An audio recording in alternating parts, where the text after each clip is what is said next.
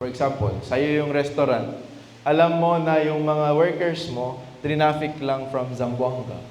Kasi andun sila by force. You are liable here. To tamper with evidence, no? I-influensyahan mo yung witnesses mo, no? Para hindi ka maimbestigahan or para ma-influensahan mo yung or to influence the investigation. No? For example, destroy, conceal, remove, confiscate, the passports, no working permit, or any other document, identification, etc.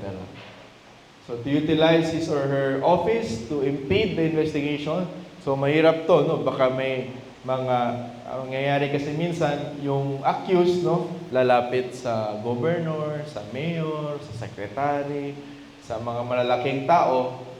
So dito, malaki din yung penalty. If you use your office to impede the investigation, prosecution, execution of lawful order in a case under this act, 15 years imprisonment. So ang haba ng listahan natin, these are all punishable by 15 years of imprisonment and a fine of 500,000 to 1 million.